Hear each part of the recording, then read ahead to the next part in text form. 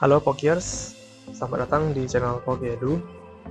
Assalamualaikum warahmatullahi wabarakatuh. Selamat pagi, siang, dan malam. Om Swastiastu, Namo Buddhaya, salam kebajikan, dan salam sejahtera untuk kita semuanya. Nah, pada materi keempat dari materi singkat oceanografi untuk persiapan KSMK dan KDP, kita akan mulai membahas tentang pembentukan samudra. Ya, setelah sebelumnya kita udah bahas tentang apa aja samudra, di mana lokasinya, terus dihubungkan ke materi sebelumnya juga yang tentang teori tektonik lempeng. Maka pada kesempatan kali ini, di video ini kita akan mulai membahas proses pembentukannya ya. Nah sebelumnya kita akan mulai dulu dari yang paling awal, proses pembentukannya dulu. Yang tidak lain adalah proses pembentukan bumi itu sendiri. Nah, membicarakan tentang asal-usul samudra ya kan, itu nggak bisa dilepaskan juga sih guys dari kita tuh membicarakan asal-usul si bumi itu terbentuk, bumi kita tuh terbentuk kayak gimana gitu. Kita nggak tahu ya cara tepatnya tuh kayak mana ya awal pembentukan tata surya tuh, tapi secara besar kita tuh tahu kalau misalnya ada peristiwa-peristiwa kayak misalnya ada supernova, ada akresi, dan teori-teori pembentukan tata surya. Nah itu dari bukti-bukti yang diperoleh dari para ahli astronomi gitu.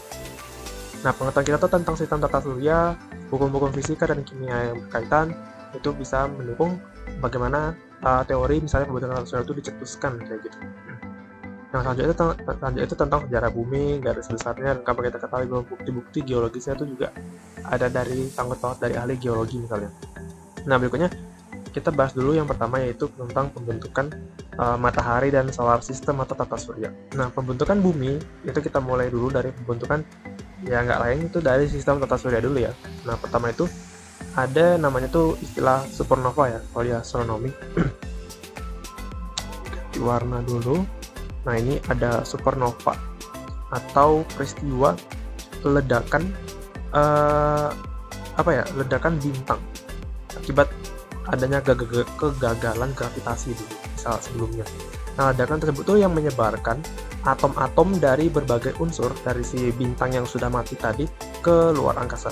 Nah, sebagian besar dari atom-atom tadi ini bisa kita katakan sebagai gumpalan awan ya, atau atom-atom unsur-unsur tadi yang misalnya aja ya, itu kemudian tersebar dalam bentuk atom hidrogen sama atom helium. Nah, atom-atom tadi tuh berputar membentuk peristiwa turbulensi. Nah, ini dikatakan ini masih dalam pasca ledakan supernova. Kemudian ada peristiwa namanya itu diffusion, atomic diffusion atau proses difusi antar atom. Ada pengikatan atom-atom yang saling berdekatan, yang debu-debu tadi saling mengikat, terus kemudian muncul inti gravitasi atau adanya pemusatan massa ya kan, centering of gravity. Setelah munculnya centering of gravity atau pusat penumpukan ya, adanya penumpukan atau penguatan titik pusat gravitasi ya, muncul lagi nanti peristiwa kayak misalnya ini ada prisma akresi di sini.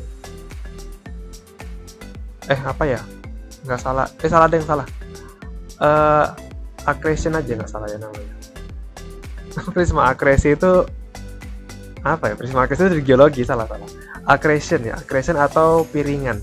Nah, bentuk dari gas-gas kosmis tadi, awan-awan tadi mengalami pemadatan. Nah, setelah melewati waktu yang cukup lama tuh awan-awan gas kosmis tadi tuh makin tinggi densitasnya. Nah, densitas meningkat. Densitasnya itu mengalami peningkatan dan suhu akan semakin meningkat juga akibat adanya pemadatan atom-atom, sehingga energi kinetik dari si atom tadi itu menguat. Nah, yang menyebabkan suhu meningkat juga. Karena gaya gravitasi yang ditimbulkan ya menarik atom-atom yang tersebar dan bergerak di sekelilingnya itu juga ikut tertarik. Nah, muncullah setelah munculnya pusat massa, partikel yang di sekelilingnya juga tertarik ke pusat tadi, terus mengalami peristiwa pemutaran dari bentuk piringan akresi ini tadi gitu. Nah, di daerah dekat pusarannya itu suhu akan cenderung semakin tinggi dan semakin tinggi, dan atom-atom hidrogen mendapat tekanan yang sedemikian rupa ya, sangat tinggi, sehingga muncullah reaksi atau reaksi fusi. Misalnya kayak di sini di gambar ini ada 4 atom hidrogen yang mengalami fusion, kemudian terjadi pembakaran hidrogen Dari pembakaran hidrogen tadi melepaskan energi dan menghasilkan neutrino, ya kan? Dan intinya nanti hasil reaksinya itu menghasilkan atom helium. Nah, gitu. Ya, itu ya kurang lebih. Sehingga energi tadi mulai memancarkan energi radiasi yang tersendiri sebagai benda hitam alias bintang. Nah, gitu ya. Bintang tadi sudah mulai menghasilkan energinya sendiri melalui proses fusi hidrogen di intinya, menyebabkan energi gravitasi tercipta gitu, makin kuat gitu. Nah, kemudian matahari lahirkan dari proses reaksi fusi yang aku bilang tadi ini, yang di sini nih, ya kan? Proses fusi hidrogen, ya kan? Yang terjadi sekitar 4,6 miliar tahun yang lalu itu. Nah, pada tahap tertentu, bagian terluar dari gas kosmis itu menjadi dingin juga, guys. Gitu. Menjadi dingin, dan densitasnya juga memadai untuk mengalami proses pemampatan atau kondensasi, ya kan? Mana ya? Kondensasi debu. Ya, kondensasi debu tadi mengalami pemampatan juga. Nah, mengalami pemampatan dan membentuk objek-objek padat yang terpisah, dan dia mengelilingi pusat gravitasi terbesar yang ada di situ, yaitu bintang tadi gitu. Objek-objek padat tadi yang dikenal sebagai planet dan satelit-satelitnya juga. Ya, kalau misalnya ada bumi, satelitnya itu bulan ya, tapi itu peristiwanya beda lagi sih prosesnya, bentuknya bulan itu. Nah, itulah awal pembentukan si bumi gitu, singkatnya seperti itu. Ini melalui teori supernova ya. Misalnya ada lagi teori-teori lain kayak teori pasang surut, kemudian ada teori planetesimal yang ya banyak banget sih teori-teori pembentukan tata surya. Nah, berikutnya itu kita mulai bahas ke pembentukan si bumi dan atmosfernya. Sebelum kita mulai bahas gimana sih pembentukan laut zaman dahulu gitu kan. Nah, pada mulanya bumi itu juga bagian dari masa batuan yang cair, pijar. Bumi itu dulu pijar banget karena ya masih bentukan gumpalan atom-atom dan debu-debu yang memampat dengan suhu tinggi tadi kan, yang udah aku jelasin juga, densitasnya meninggi dan suhunya juga meningkat dan masih dalam bentuk pijar karena suhunya tinggi tadi, ya kan? Nah, kemudian dulu itu suhu kita tuh permukaan bahkan mencapai 8000 derajat Celcius, guys, suhu permukaan aja. Nah, kemudian saat itu temperatur bumi yang sangat tinggi, medan gravitasi awal bumi yang juga cukup lemah menyebabkan gas-gas yang membentuk atmosfer bumi itu lepas gitu karena gravitasinya tuh lemah, tidak cukup kuat untuk menarik gas-gas yang ada di sekeliling bumi untuk membentuk sistem pembentukan atmosfernya sendiri waktu itu gitu. Jadi nah, gas-gas dulu itu masih bentuk yang gas-gas primitif ya. Jadi gas-gasnya itu kayak masih gas-gas hidrogen sama si helium, sama kayak gas-gas yang dulunya tuh ada di matahari. Ada gas hidrogen sama helium. Jadi itu dulu masih gas-gas yang primitif, sangat-sangat primitif gitu. Nah, kemudian selanjutnya tuh seiring dengan mendinginnya bumi, kan tentu suhu tadi itu mulai mendingin gitu kan. Nah, kerak bumi bagian yang terluar yang dikatakan ini bagian yang litosfer, ya kan. Litosfer tadi mulai terbentuk. Nah, gas-gas yang terlarut di dalam masa batuan yang cair, yang si magma di bawahnya itu secara bertahap dilepaskan melalui proses yang namanya itu outgassing atau degassing ya, atau ini katanya juga degassing. Nah, proses yang dengan sedemikian rupa itu dipercaya bahwa mulai terbentuknya atmosfer bumi yang tersusun sama gas-gas yang sama mungkin saat sekarang ini itu. Nah, gas-gas itu dikeluarkan melalui proses yang pertama itu outgassing melalui proses vulkanisme ya ini. Sama satu lagi comet impacts. Comet impacts itu selain karena faktor dia juga bawa gas ya kan. Jadi gas-gas dari si komet yang dari ekornya itu ikut juga terbawa ke bumi. Juga proses tumbukannya itu menyebabkan munculnya vulkanik baru gitu. Sistem vulkanik baru yang menyebabkan si gas tadi keluar melalui ya sistem vulkanik tadi gitu. Gas-gas yang tadi itu keluar itu contohnya tuh kayak ada H2O, CO2, SO2, kemudian H2S, N2, aku catat di sini ya, SO2, apalagi ya, kalau nggak salah, S2 sama Cl2, H2 udah H2, habis itu NH3, NH3, amonia, sama CH4 atau metana. Nah, gas-gas itu tadi tuh banyak keluar melalui proses outgassing atau degassing tadi, melalui proses erupsi gunung-gunung yang masih dulu muncul ya kan, pasca pendinginan tadi, menyebabkan mulai terbentuk gas atau terbentuknya selubung udara gitu. Kemudian bukti-bukti dari paleontologi juga menunjukkan bahwa ketika itu belum ada oksigen bebas dan kandungan oksigen mulai ada di atmosfer bertambah seiring adanya si laut. Nah, gitu. Nah, si pembentukan samudera kapan guys? Nah, jadi pembentukan samuderanya itu ketika pendinginan yang dialami bumi terus berlanjut. Nah, awan-awan yang terbentuk itu akhirnya terjadi gitu. Jadi gas-gas tadi itu kayak misalnya air yang dikeluarkan. Dan BTW kenapa ada yang nanya nggak sih? Kenapa ada air di magma? Ya jelas, karena di materi geologi kan nanti dijelasin juga kandungan volatil, salah satu kandungan volatil magma itu ada H2O gitu. Ini berkaitan sama proses mendidih, proses keseimbangan suhunya juga, nanti air itu juga berpengaruh ke sana gitu.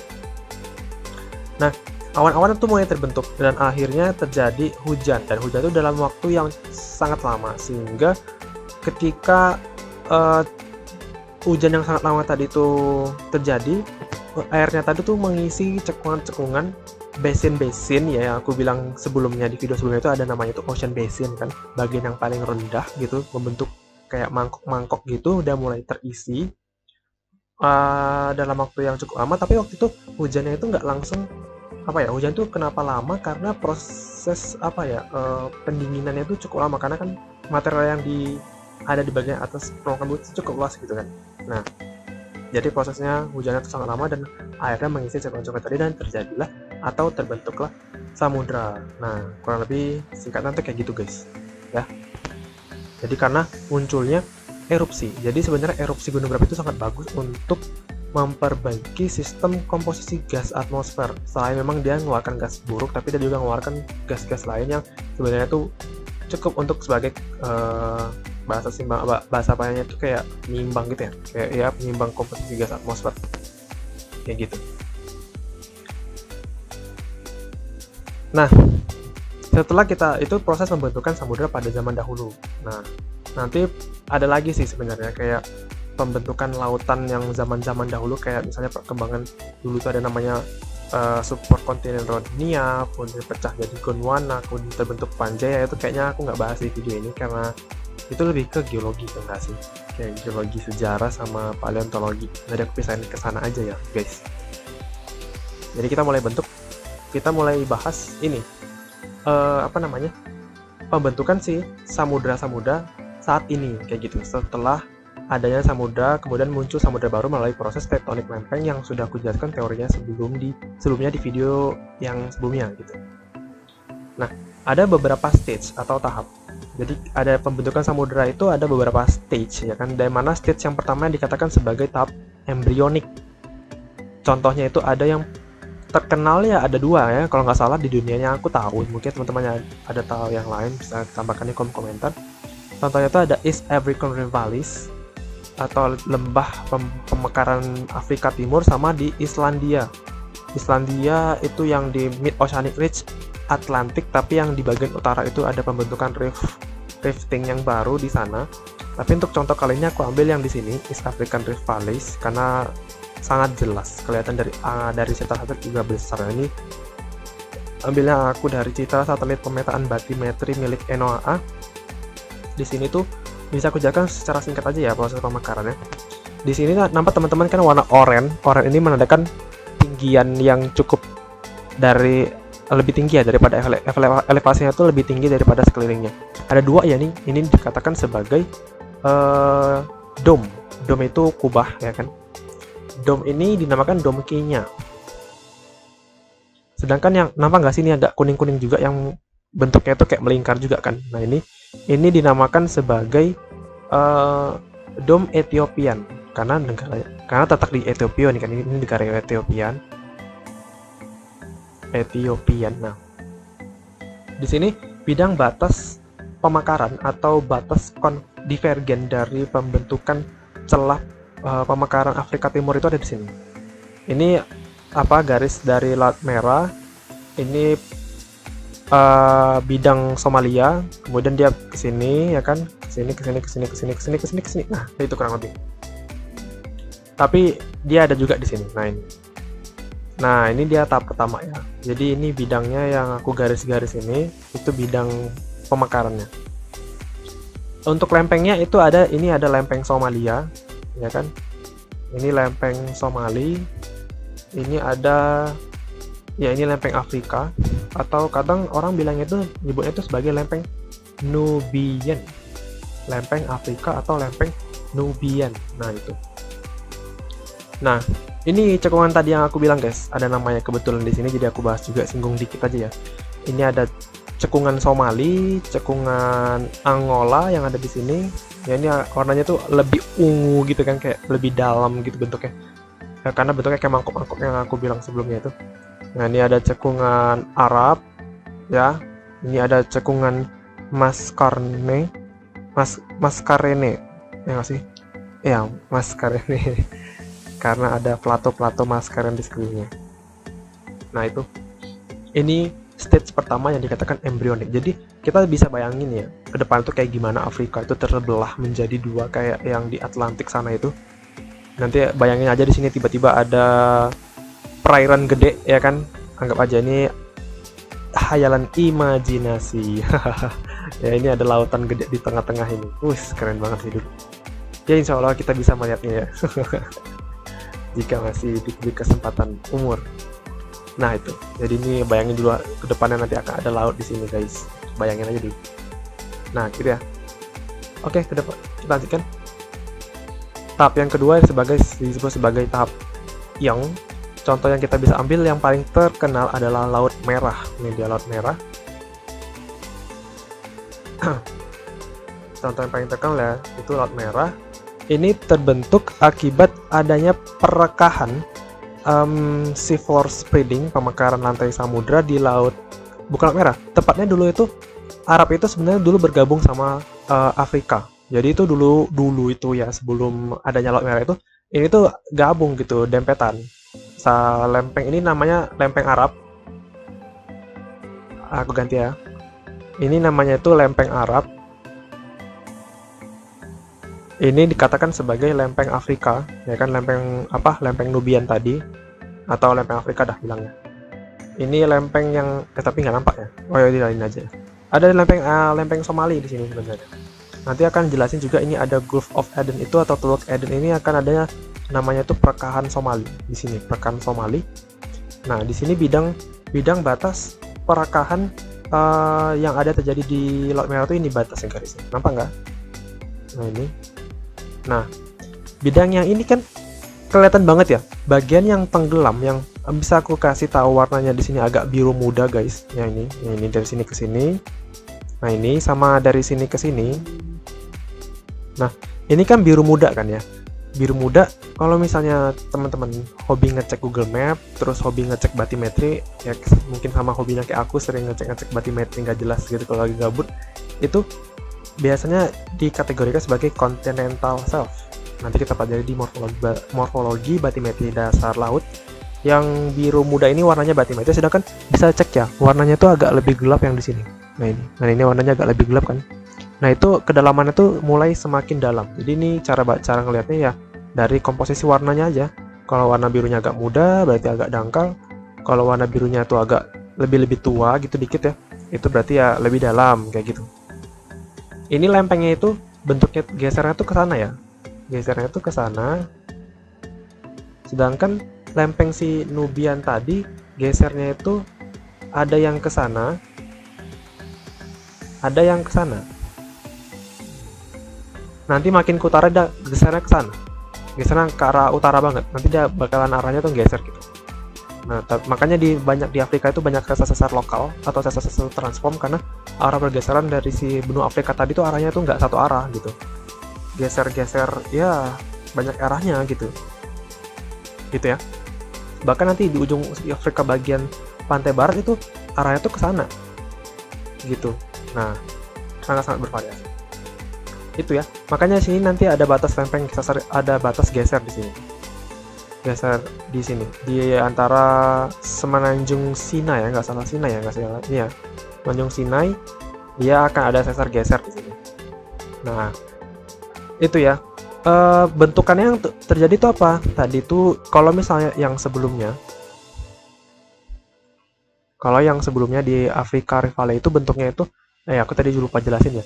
Ini ada crustal extension atau pemekaran benua, kemudian ada uplift yang tadi itu ada dom-dom tadi yang aku jelasin tadi. Nah, karakteristik fitur terbentuk adalah lembah rekahan Rift Valleys. Nah itu.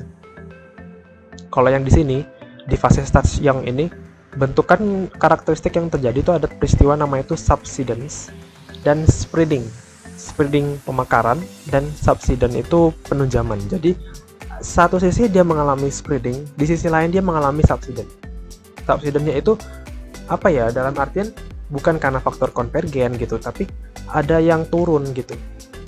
Apa ya, kayak ya bahasanya itu landslide ya. Nah, subsidence di sini. Jadi bagian-bagian pinggir itu mengalami landslide. Nanti ada nama itu pointing breakable.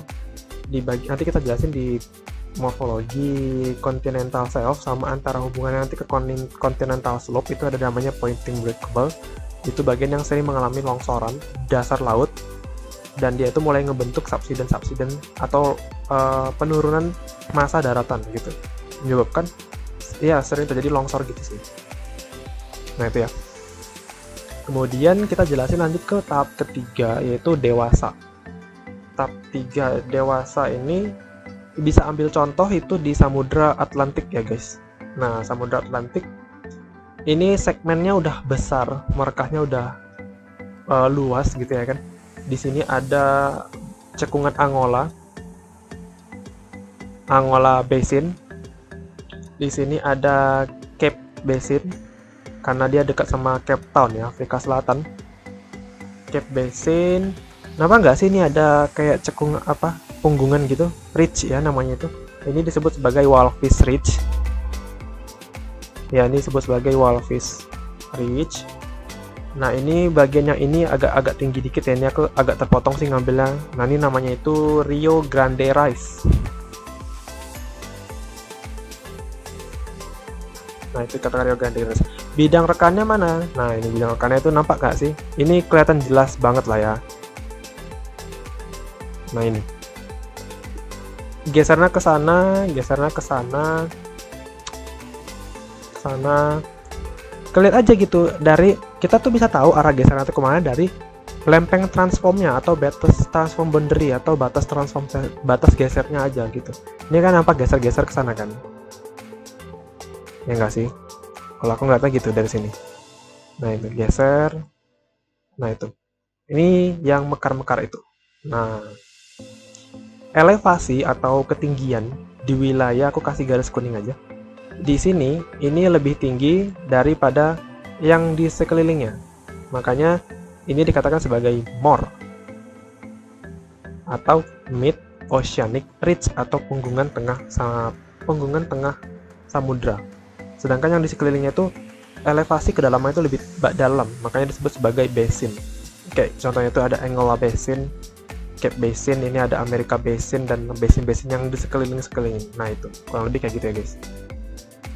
Ini top major ya, contohnya itu Samudra Atlantik.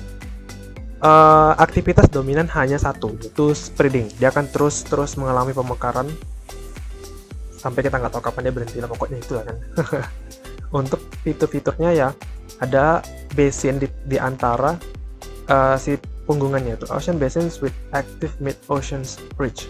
Jadi ada basin-basin di sekeliling atau di pinggiran MOR. Nah, itu dia. Berikutnya, tahap keempat yang ditamakan sebagai tahap tua ya, atau declining. Salah satu contoh samudra yang memiliki tahap declining atau lempeng samudra yang punya tahap declining itu hanya satu, yaitu di lempeng Samudra Pasifik.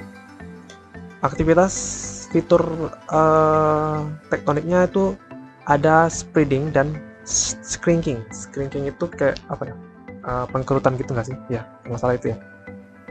Untuk fitur yang lainnya itu ada ocean basins with active spreading axis, also numerous islands arc and adjacent strands around margin. Jadi selain apa, shrinking itu pengkurutan maksudnya kayak di ujung batas lainnya itu ada batas lain gitu, kayak ya ini ada konvergen kan di sekelilingnya. Selain memang di sini misalnya batas divergennya tuh ini ya, kalau aku gambarin, aku kasih warna hitam aja deh. Nah ini ke sini ya, ke sini kan ya, terus di sini ada batas konvergennya. Nah ini ada batas konvergennya juga. Nah jadi dia tuh geraknya itu mekar ke sana, tapi dia di sisi lain tuh dia juga mengalami penunjaman. Nah ini yang dikatakan siklus Wilson sempurna. Di sini ada mekar, di sini ada penunjaman. Di sini keluar yang baru, sini lempengnya mati atau partial melting, tenggelam gitu. Nah itu ya, kayak di sini misalnya terbentuk palung, kayak ini ada palung Tonga di sini, ada lempeng minor-minor yang kecil-kecil, kayak ini ada lempeng Karmadik. Ya nggak tahu lah, pokoknya ya itulah istilahnya ya kan. Ada palung Mariana di sini, ya cukup membosankan. Nah kalau lebih kayak gitu ya. Berikutnya, tahap berikutnya itu ada tahap terminal. Tahap terminal itu ketika laut tadi akan menghilang. Laut tadi menghilang. Setelah lautnya mulai memekarkan diri, tapi di ujung-ujung nanti lautnya akan menghilang kembali. Jadi setelah tahap dewasa tadi lautnya akan menghilang, guys. Ini tahap variasi yang lain. Contohnya itu ada di laut Mediterania yang fiturnya itu mengalami shrinking atau pemampatan atau penyempitan, bisa juga gitu ya. Ada uplift, pengangkatan dan penyempitan. Karakteristik geologi yang terbentuk adalah pegunungan yang berusia muda gitu. Berusia muda. Nah, kenapa bisa terbentuk di Laut Mediterania itu penyempitan? Nah, karena kan tadi yang aku jelasin di bagian Laut Merah itu kan arah geraknya itu samudra apa namanya? Arah geraknya arah gerak si lempeng Afrika tadi itu geraknya itu ke sini, guys. Yang di utara tuh geraknya ke sana. Kemudian ya lebih dominannya ke sana sih ya. Nanti ke sana, yang ini ke sini. Nanti yang dari Afrika sana, yang dari Asia, dari Eropa sana tuh geraknya dari ke sini.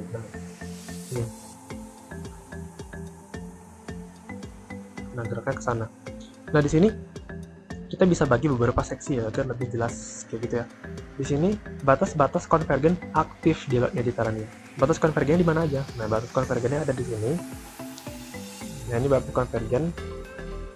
Terus ada batas konvergen lagi di sini. Aku besarin aja ya kalau enggak.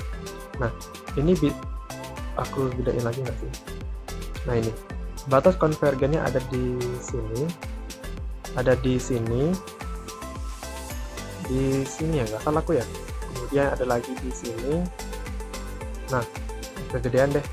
Nah, ini aja deh. Ada lagi batas konvergen yang di sini. Nah, ini nampak nggak sih? Kayak bentukannya tuh jelas kelihatan gitu, weh. Ini bidang sesar gesernya. Sesar gesernya, ya kan? Ini ada, ini jelas banget dah. Ini bidang bidang subduksinya. Ini subduksinya tuh yang di sini ya, guys. Nah, ini subduksinya. Nah, itu. Ini ada namanya di Turki itu ya. Turki itu ada lempeng minor, guys. Jadi lempeng minor yang ada di Turki dinamakan sebagai lempeng Anatolian. Sedangkan yang di Yunani, yang ada di Yunani itu bidangnya itu di sini ya. Nah, ini sebagai lempeng Laut Aegean. Nampak kah sini nama Laut Aegean? Lempeng Laut Aegean. Nah, itu. Sedangkan ini lempeng Anatolian. Dia tuh lempeng Anatolian tuh geraknya tuh ke sana. Gitu. Sedangkan si lempeng Aegean juga geraknya tuh ke sana. Nah, ke sana ya. Jadi ada penunjaman yang sangat kuat sehingga memunculkan uplift.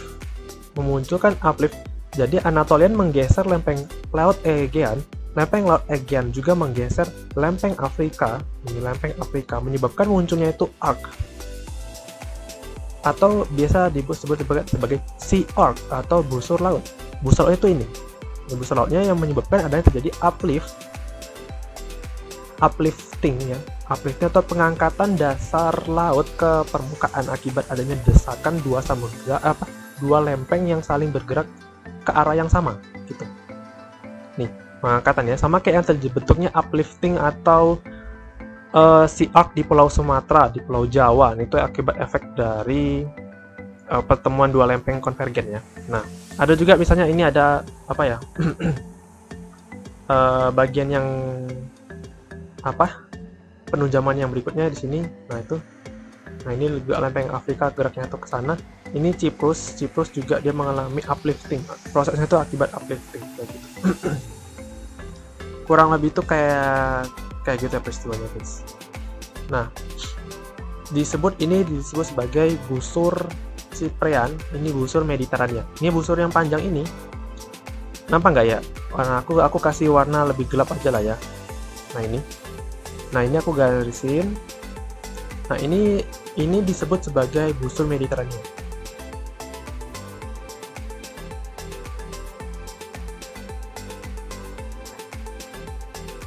Nah, itu kurang lebih kayak gitu ya prosesnya. Jadi semakin lama laut Mediterania itu sejatinya akan semakin mengecil dan terbentuk peristiwa-peristiwa uplift akibat proses pengangkatan tadi. Yang mana nantinya ini akan diprediksi akhir dari masa Mediterania itu akan menghilang, akan terbentuk punggungan besar kayak pegunungan Himalaya sebagai fase stage akhir yang akan kita bahas selanjutnya. Nah, ini dia stage akhir yang dikatakan sebagai relic scar, fase stage akhir pembentukan atau evolusi lautan. Lautan itu menghilang, sudah menghilang, dan dia terangkat uplift yang sangat masif sehingga formasi geologi di dasar laut itu terangkat ke permukaan dan muncul tersingkap. Jadi sebenarnya material yang terbentuk di dasar laut akan formasinya itu tersingkap ke daratan, ke udara gitu. Jadi materi-materi yang terbentuk itu ada di batas atas ini, itu merupakan materi dasar laut sebenarnya, makanya ditemukan koral di pegunungan Himalaya gitu. Bidang batas konvergennya itu ini ya guys. Nah, ini bidang batas konvergennya, arahnya tuh ke sana. Ini angka segitiganya tuh menunjukkan arah-arahnya. Ini ada sesar geser, yang ini juga geser. Nah, lempeng Indianya tuh ini. Ini lempeng Eurasia. Nah, bisa terbentuk dengan jelas. Di sini tuh ada pegunungan juga. Mana ya? Nah, ini Gunungan Benggala. Di sini juga ada pegunungan. Aku lupa nama pegunungannya apa. Pokoknya ya pegunungan lah ya kan. Ada di Pakistan itu. Jadi selama proses terbentuknya penggeseran itu juga terbentuk adanya ridge atau pegunungan gitu ya. Lautnya sudah menghilang, lautnya sudah terangkat ke daratan. Nah, itulah fase terakhir hidup dari si laut tadi. Oke, materinya cukup sekian. Ini materinya sangat-sangat menurutku panjang sih satu video ini. Bahkan nanti di materi lengkapnya akan dibahas lebih jauh proses pembentukan samudra. Itu nanti teman-teman cek kalau misalnya sudah aku upload materi lengkap yang di Marine Geology ya, lebih tepatnya. Oke, terima kasih atas perhatian teman-teman semuanya yang sudah menonton video ini sampai akhir, yang nggak ada skip-skip ya. Mohon maaf jika ada kesalahan dalam proses penyampaian video kali ini. Aku tutup wabillahi taufik wa hidayah. Wassalamualaikum warahmatullahi wabarakatuh. See you in the next video.